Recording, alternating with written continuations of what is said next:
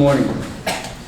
So in the previous class, we briefly introduced the course and we saw the table of content units, and we tried to understand the discourses like philosophical discourse, psychological discourse, scientific discourse, and other themes like class, social dimension of class, conflict, etc.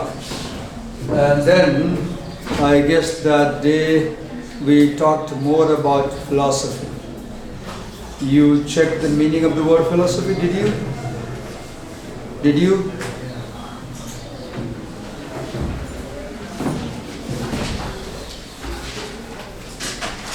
Did you check the meaning of the word philosophy last time? Okay, look into your notebook and tell me what we did last time. I give you 2-minute time. Quickly read the notes of the previous class. Quickly read the notes of the previous class. Did you? Read the notes of the previous class. I will call one of you here and he will tell the class what we did in class last time. Ready? I'll call you here.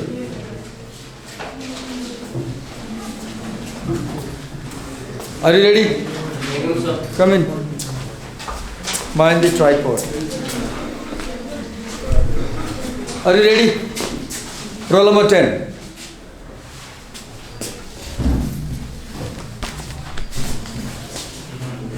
Who is 10? Absent. Roll number 14. Who is 14? Susan Dangul, absent. Roll number 33. Ripesh Prasad Lamichane. Come. Come with the notes. Come with your notes. Mind the tripod? Just a minute, wait.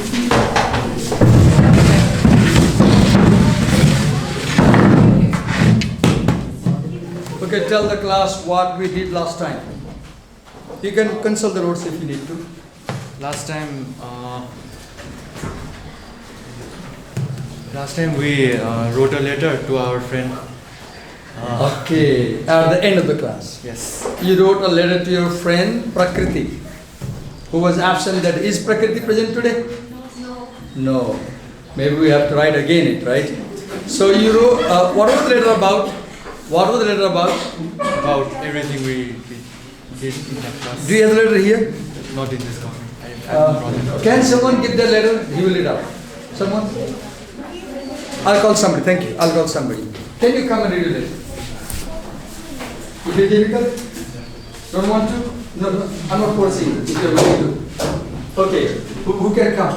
I want someone to come read the letter. I'll read it. Here we go. So this letter should tell what we did in class last time. Dear Prakriti, when I came to class today, I was looking for you, but I was sad that you were absent. So I badly miss you. I hope you do miss me. So I'm writing this letter to you, dear friend. In this letter, I'm going to describe in detail what our English teacher said and did in the first English class today, that is March 24, 2023. So here I go. He talked about the English course book, which we have to study in second semester. He told us to open the soft copy of the syllabus and then wrote the course title English and code number English 102. He then moved on to the objective of this course book, which is to widen the horizon of students and expose them to different discourses of different genres to develop their analytical skills and ability to evaluate writing. Then he asked us the meaning of horizon. Widening the horizon of students means unraveling our potential.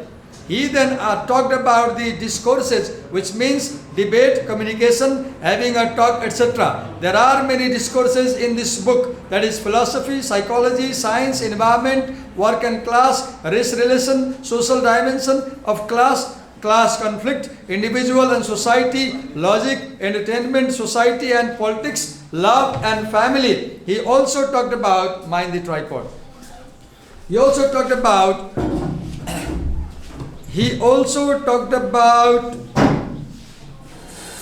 genres, which means style of writing. For example, stories, poems, plays, drama, biography, essays, songs, and fiction. Some of them are the theme of unit in our book. Then he asked us to write a letter to you. So I'm writing this letter to you. That's all. Good. Who wrote it? Wonderful. Look, what happened? You, in a very informal way, in an interesting way, you summarize the class, right? And that becomes a note, kind of note for you, right?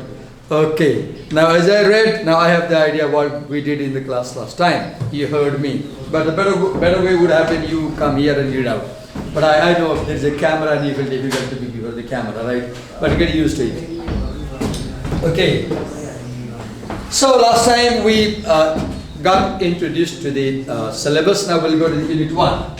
Unit 1 has the theme of philosophy. Right? So philosophy, the word philosophy is derived from two words, Greek, philo and sophy, which means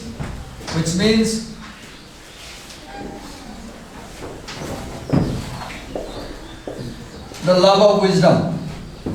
Okay? Philosophy means the love of wisdom. What does philosophy mean? The love of, what did I say? What did I say? Tell me, what did I say? What does philosophy mean?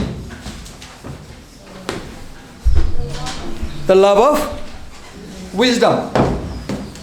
And in Sanskrit, the term for philosophy is darshan, which comes from the root drish. And drish means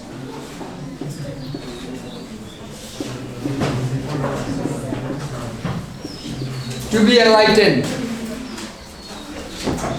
to see the truth. Right? So philosophy means being able to see the truth. Right? तिम्रो कति बोलिरहन्छ मैले बुझ्दिनँ कि मैले के बुझ्दिनँ म camera बोल्छु ल मैले के बुझिरहेको छैन भने टिचरले व्हाइट बोर्डमा कुनै कुरा जेन्युइनली एक्सप्लेन गर्न खोजिरहेछ भने हामी विद्यार्थी हुने बेला सुन्थ्यौँ त्यसलाई सार्थ्यौँ चुपचाप र बुझ्ने कोसिस गर्थ्यौँ तिमीहरू के गर्छौ टिचरले चाहिँ केही कुरा बुझाउन खोज्यो भने धेरैभन्दा धेरै विद्यार्थीले कक्षामा आपसमा बोल्न सुरु गर्छ एक आपसमा र हमिङ नोइज क्रिएट गर्छ र म के थाहा पाउँछु कि म जे गर्न खोजिरहेको छु जे भन्न खोजिरहेको छु you are not paying attention to it I don't understand and I am really willing to know कहाँ गएर पढ्ने हो where should I go to study and how to should understand student behaviour in the classroom the teacher is writing in the white board he is explaining what philosophy means. So you are supposed to note it down carefully, listen to him carefully and understand. But what do? You start talking among yourselves and you create a humming noise. And I fail to understand this behavior in class, what causes it. It didn't used to be like this when I was a student. I recall my days. It never happened like this. In my days, when teachers came in the class, we were alert and we would pay attention. We would give our full attention to the teacher. Today I find you are not willing to pay attention to the teacher. What is the proof? Right now I was writing something. to make you understand, and you are busy talking among yourselves. And I don't know what is causing this. I want to understand this behavior. Okay. So I said philosophy means love of wisdom, right? Or in Sanskrit, darshan comes from drish, and drish means to see. To see, not to look. Look is technical. Look is technical. You look with the eyes. You see with the mind. When you say, oh, I see, you mean you got it. When you say, oh, I see, you're not saying, oh, I look. No. You mean, oh, I got it. I got the point. I understand. So philosophy means understanding the truth. Understanding the reality. Okay. Now,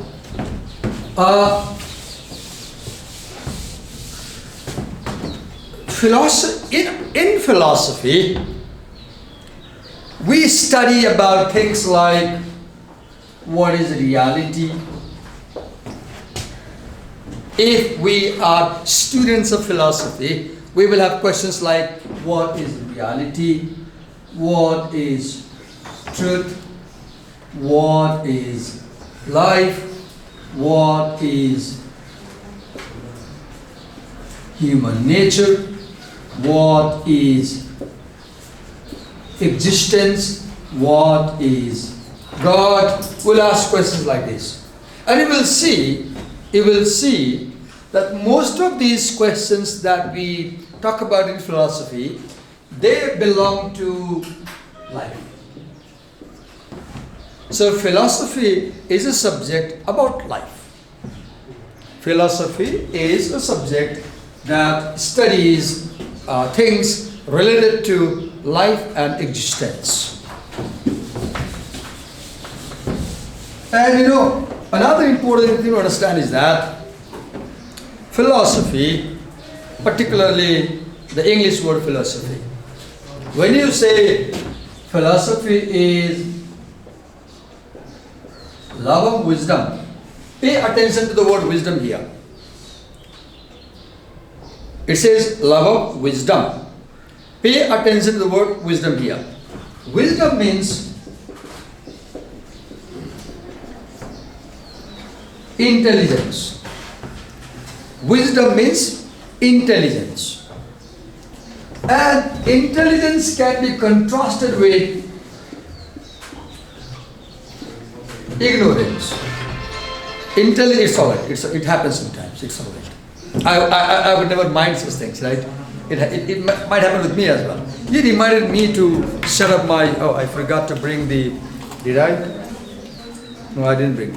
I forgot to bring my headphones. I wanted to record the audio as well. Okay, it's alright. So philosophy, I said, wisdom is intelligence. Now, intelligence can be contrasted or compared with ignorance, right? Now let me bring you to the idea or concept which Plato is trying to explain in this text, Allegory of the Cave. Plato is talking about cognition or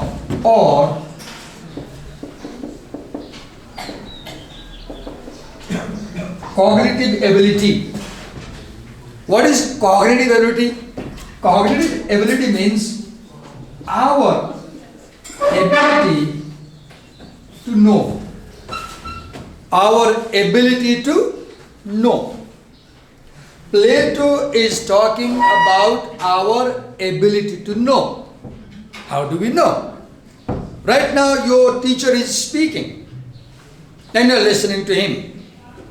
And you are trying to know what is Plato saying.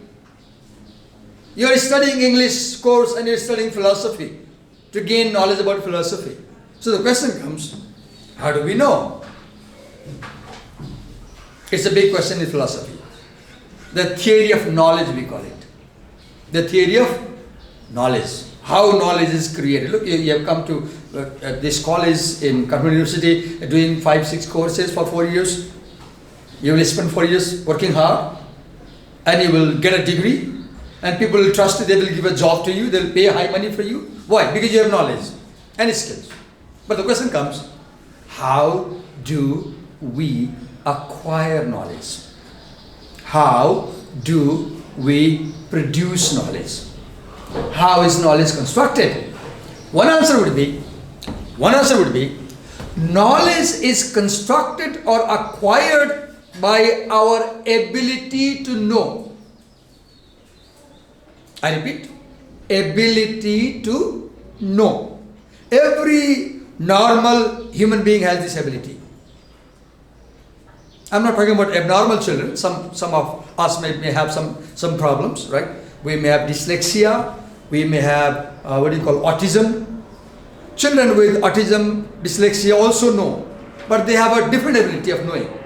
Normal people, let's say, have a better ability to know. So the ability to know is known as cognition. What do we call it? What do we call the ability to know? Cognition. That's why the word comes recognition. When you say, I recognize you, you mean I know you. When you say to somebody, when you say, I recognize you, one meaning is I know you, right? From recognize we have recognition. And the word recognition, I had seen you earlier, I had known you earlier, now I saw you today after 10 years, now I know you, I recognize you. I know you. You recognize. You recognize. You have the ability to know it again. So what is the root word? Cognition. What? Cognition.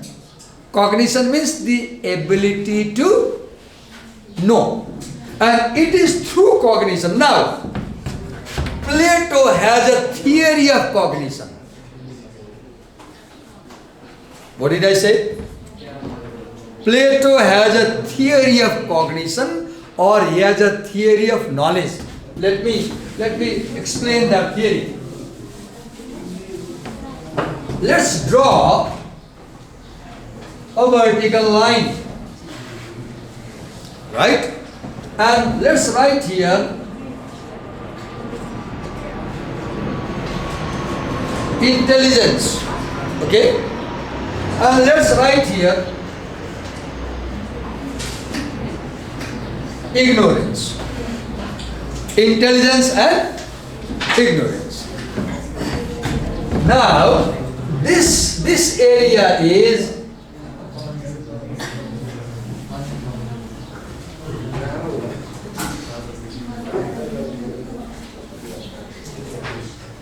a realm of the intelligible, and this area is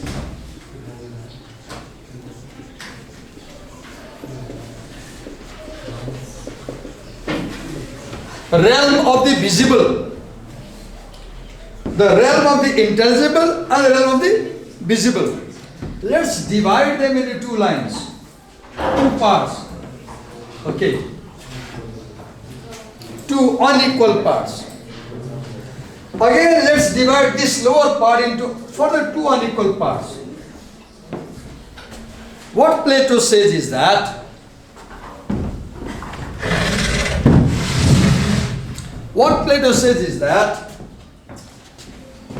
this world where we are living, the physical material world, is here.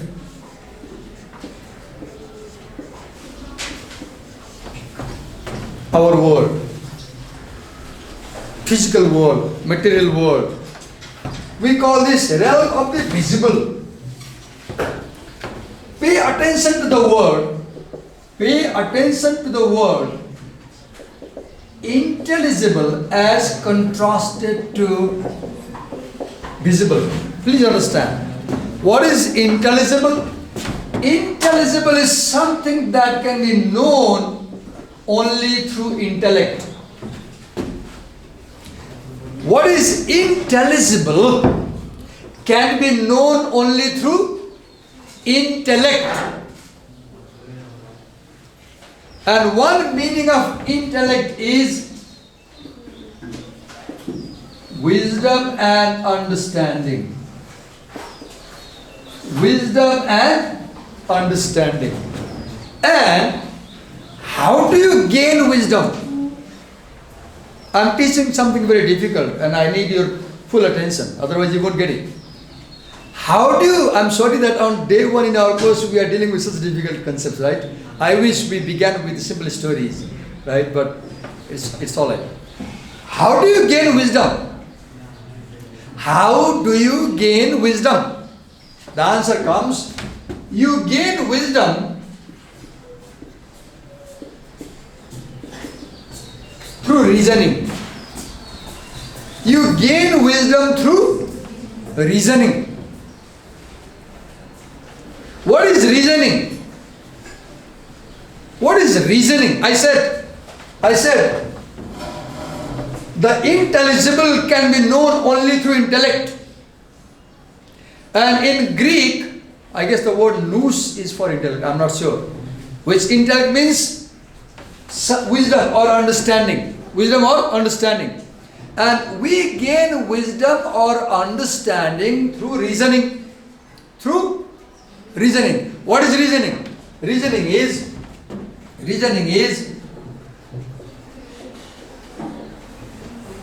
you hypothesize, then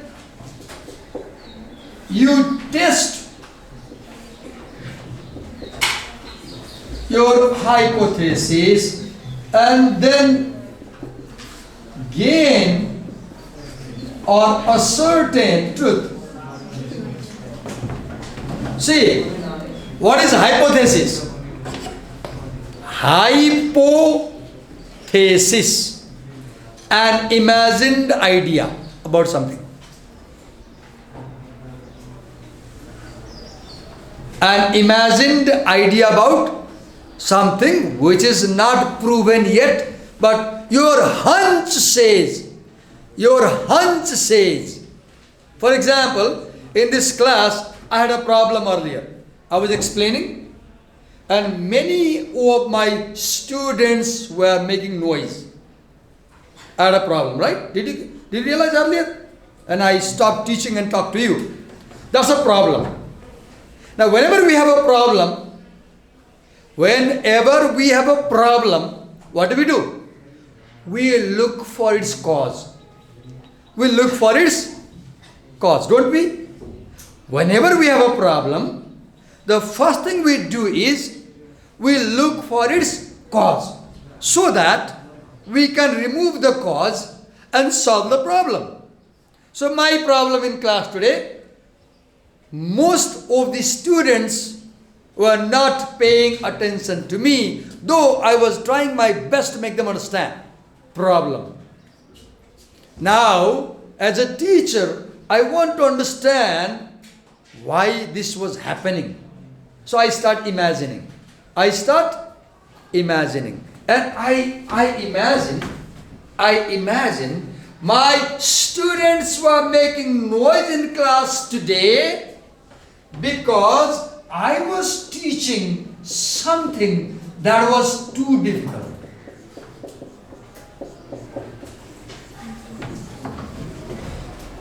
This is initial imagination. My hunch says, you know what is hunch? Guess. Hunch means guess. My hunch says my students didn't pay attention to me because I was teaching something very, very difficult. Now, this is a hypothesis. I'm imagining a cause for the problem. Now, what should I do? See, in research, you have a problem. Students are making noise. Then you imagine a cause because the teacher is teaching something very difficult on day one of the course. Second step. Third step, you test your hypothesis to find out if it is true or false. Third step, testing hypothesis. What did I say? Step 1, problem. Step 2, imagining the cause of problem, hypothesis. Step 3, testing the hypothesis. Now how can I do that? I'll develop a questionnaire. I can develop a set of questions. Did the teacher teach too difficult topic today? Yes, no. Did you understand the topic clearly? Yes, no. Did you feel boring in the class today? Yes, no. Were you paying attention to teacher what he said? Yes, no. And if I find that the students are ticking no, no, no, I didn't understand, it was difficult, yes, I didn't get, yes, was it boring? Yes. Did you pay attention? No. Now this data will show me that my hypothesis that students did not pay attention because on day 1 of the course the teacher started teaching something difficult.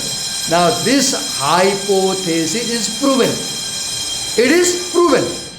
Right? Now after I have proven, now my hypothesis becomes a thesis. The hypo is removed. It was hypo because it was not tested yet. Once it is proven, it is a thesis. Chances are my hypothesis may be proven wrong. Then I say, oh, my imagination that my students were not paying attention to me because I was teaching something difficult is wrong. There is some another cause. Now what do I do? What do I do?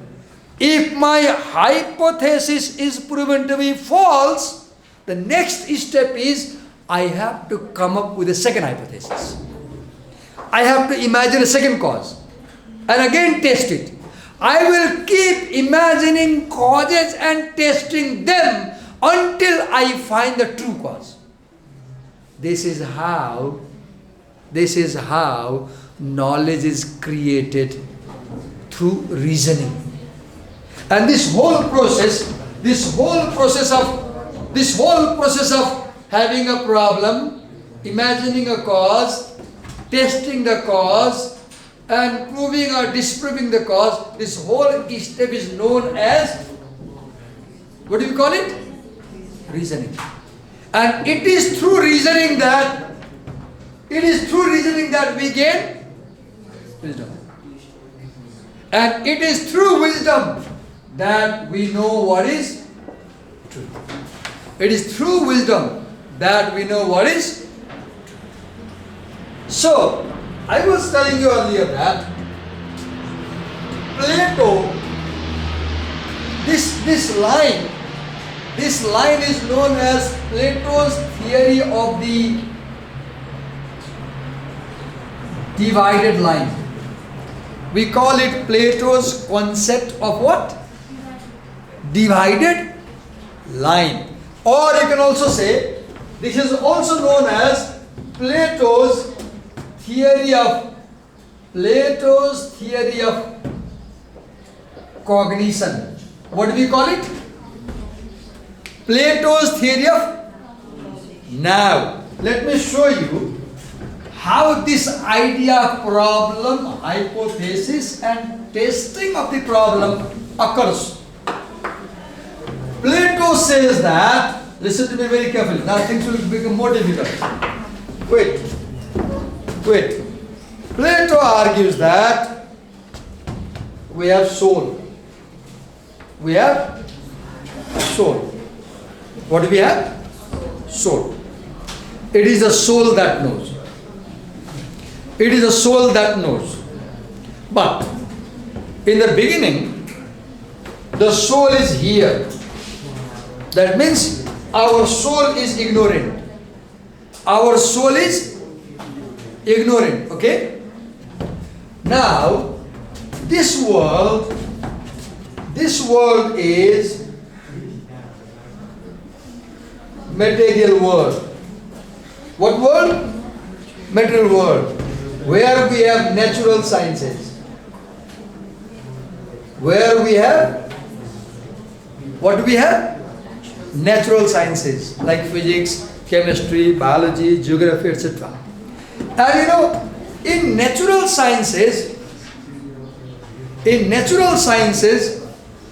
knowledge is created through hypothesis. Through hypothesis. There was a hospital. There were two wards, maternity ward A, maternity ward B. And once what happened, many women coming to deliver babies in the ward A started dying. Women also died in ward B. Doctors were puzzled. They couldn't understand why these women who come to deliver baby in the maternity ward, they develop fever and within 3 days they die. Now we have a problem. Women coming to deliver babies in maternity ward are dying out of fever. We have a problem. Now once we have a problem, we look for cause. So the doctor starts hypothesizing. Hypothesis 1. They bring fever from home. There is infection. Hypothesis 2. They see other patients dying. They have psychological fear and they die. The doctor starts imagining causes and tests them with data, and finally what the doctor discovers is that in one ward there are patients with cancer. Doctors go to check the cancer patients in the morning. They use their hands to deal with the cancer patients. They do not clean their hands properly when they come to a maternity ward. And the doctors carry infection from cancer ward to maternity ward. As a result, these women develop fever and infection and they die. Now this is proven.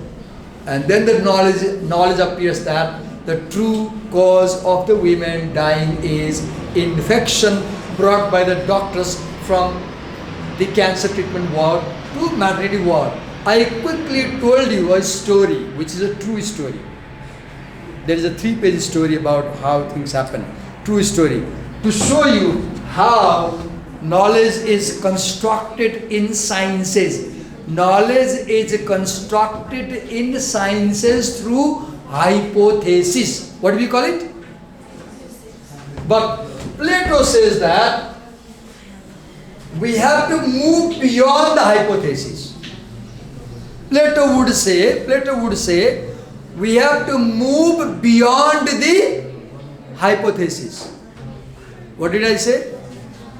We have to move beyond the stage of hypothesis. Now, this stage is the stage of ultimate cause. This stage is the state of cause. We have causes and we have effects. In our physical world, we have causes and we have effects, right? We have causes and effects. Women die, effect. Women die, effect. There is infection transmitted by the doctor's cause. We have cause and effect, right?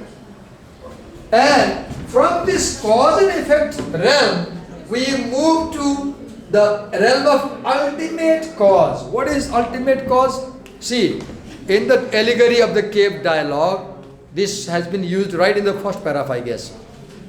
Ultimate cause. Ultimate cause is, in one sense, the God. What does the word ultimate cause mean? What does ultimate cause mean? God, which has no cause. Which has no cause. Because God was not made by anybody. Everything has been made by God, but God has not been made by anything. Right? God is beyond time. God is beyond space. Right? Okay. Now, this theory of cognition, Plato says that according to this theory of cognition, this realm, this part, is the visible part of the material world. And in this material world, knowledge is created through senses. How is knowledge created? In this world, knowledge is created how? Senses. How do we know? Look at me. Who is standing here? Who is standing? Tell me, who is this person?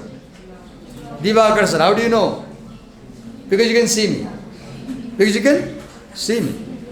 So you know me by seeing, by listening to me, by touching, by smelling, or by tasting. There are 5 ways to know. You know. How do you know? You know something by seeing. You know something by listening to. You know something by touching. You know something by tasting. 1, 2, 3, 4. And you know something by smelling. Right? The knowledge gained through these senses is known as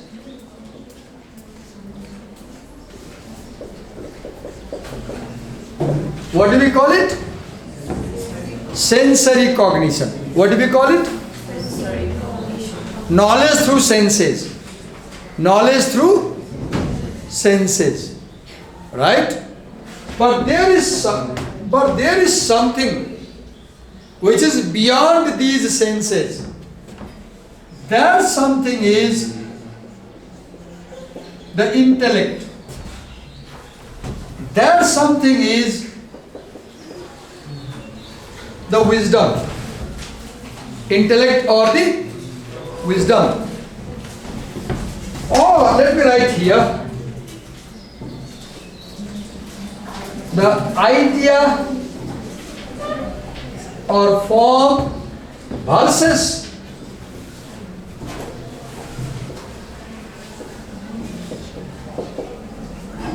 the concrete object. Now, I want to show you the first opening paragraph of this dialogue.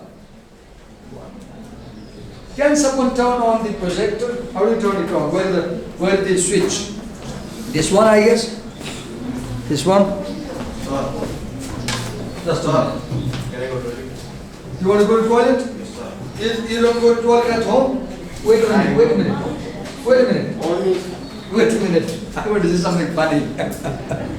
You know what puzzles me? What I expect is that it's all right. It's all right. It's very. Don't need it otherwise. You can go. No problem. I should have. What I understand is that, like, I expect you that when you leave, for example, you become fresh at home.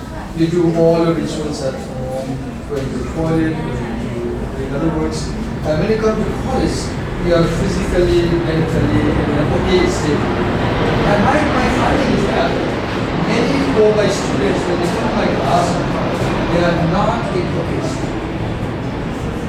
And I wonder the reason. Is it because we should not run BBA in the morning shift?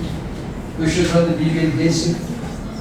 Then you would have enough time after to sleep, eat, and come at 10 o'clock. Right? There is a problem. Look, the problem is my student says, may I go to toilet in the middle of the class? It's a natural thing. He's not pretending, right? But my inquiry is, why would someone feel like going to toilet right in the middle of the class? Why they didn't go to it before the class is starting? Or at home? What I don't understand is, how come you people cannot pay attention to something for 60 minutes. I'm not able to understand. Right? Okay. Let me turn it on. See, I may be wrong. While he's turning on the projector, I want to say something to you. In class 9, when I was a student, there was a quotation over that wall. That quotation has shaped my life. Even today, that quotation is guiding my behavior. I saw the quotation, yes, it is turned on, I guess. I saw the quotation in 1985, 38 years before. What did it say? It said, Chitta ekagrata atma sakshatkar ki kunji hai. The concentration, through concentration, you can understand something. The meaning was, through concentration, you can understand something. And what I learned that if my teacher is explaining something to me in the class, I should concentrate on it. And today I find, after 38 years, that times have changed. It doesn't work. It doesn't work. My students are not able to concentrate to what the teacher says in the class, and I want to know the reasons of distraction. In my days, I didn't have mobile phones. I have mobile phones. In my days, I slept for 8-9 hours throughout the night. We did nothing throughout the night. We slept. In my days, I went to school at 10 o'clock, not at 6 in the morning. And maybe there are the reasons. There are the reasons, right? Maybe we are doing injustice with our students by making them come to college around 7 in the morning, right? So my hunch says the morning shift is not appropriate for your education, right? You don't have enough time to take rest, and we drag you to college. Okay, leave that. It's not on. Okay. Let me open the file and show you something. Could you close this?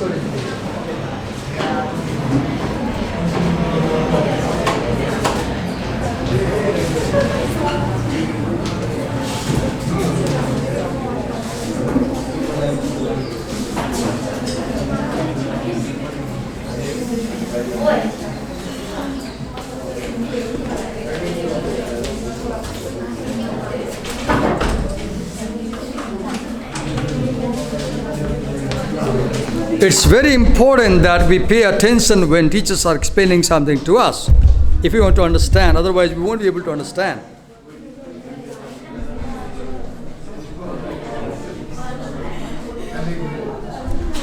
Okay.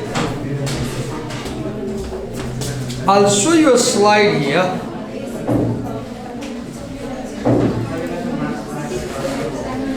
Let me read this line.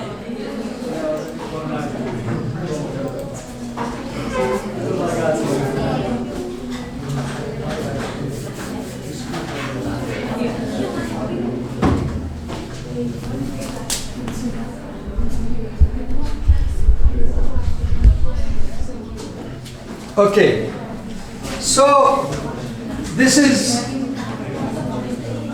no, let me mistake, wait a minute.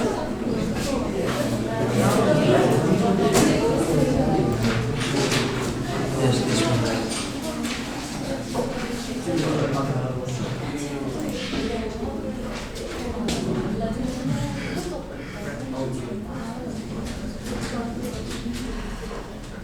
Okay. So in the dialogue, there is a teacher, and there is a student.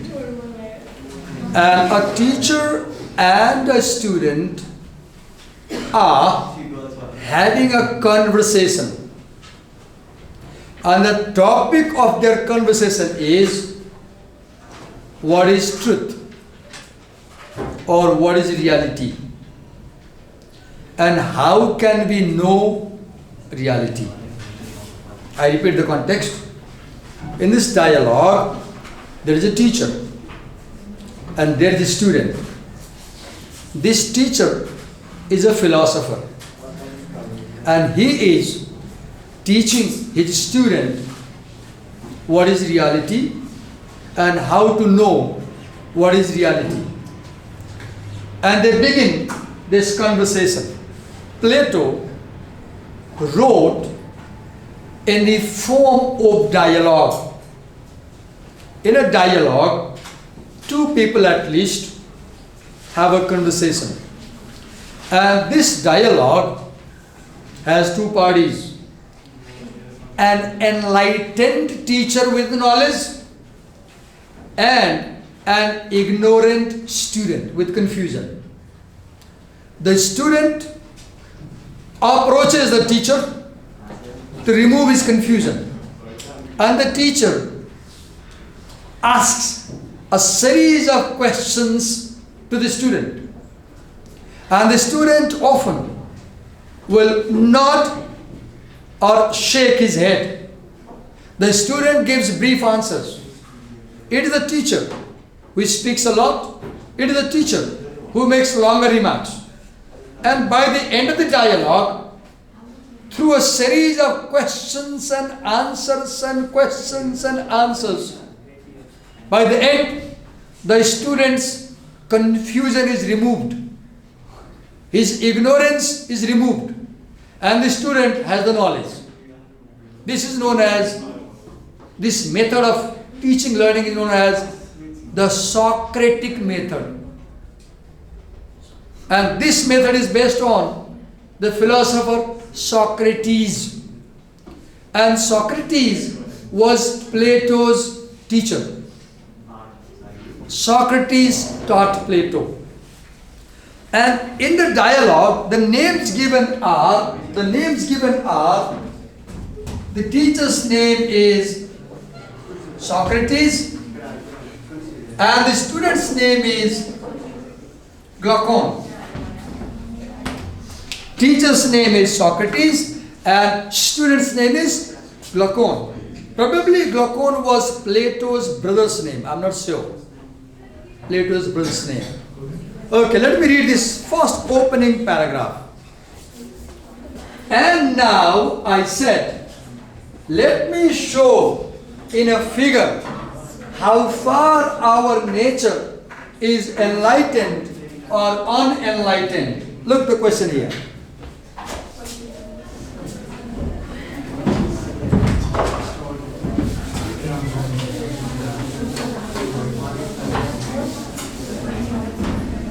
The words to pay attention are nature. By nature means human ability to know something.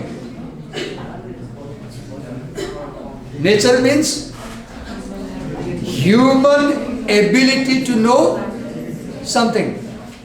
So, are we enlightened or unenlightened? Behold, human beings living in an underground den. Now he says that, showing a figure. And what is this figure? This figure is, what's the name? Could you help me with the handle of the camera to focus me? Just thank you for the help. Okay, thank you. Yes, got it. For example, it's like this. Let's imagine that this classroom is the den. This classroom is the den. And there is fire. There is fire. Now I stand here. What do you see at my back? What do you see? What do you see on my back? My shadow. You see my shadow, right? You see my shadow. If you don't know that there is a fire, look here. Look here. You see the shadow, right? Now you look at this shadow, but you don't know the fire. So you start thinking that this moving shadow is a reality. You start thinking that this moving shadow over there is a reality because you don't know the fire. You have no idea about the fire. Why?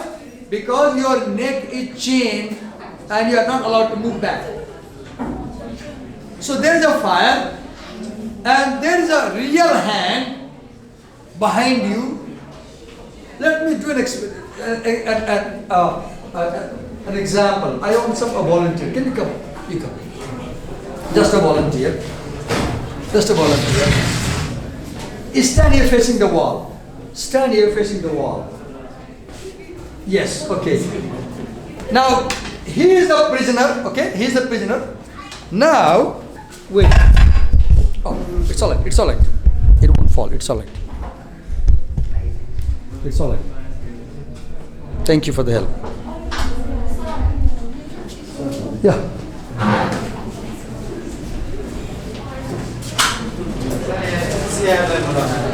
Shia, somebody is calling me. Okay, suppose he is standing there. Now, look here. You keep looking over the wall. No, just look on the wall. Now, he is looking at the wall and he sees my hand.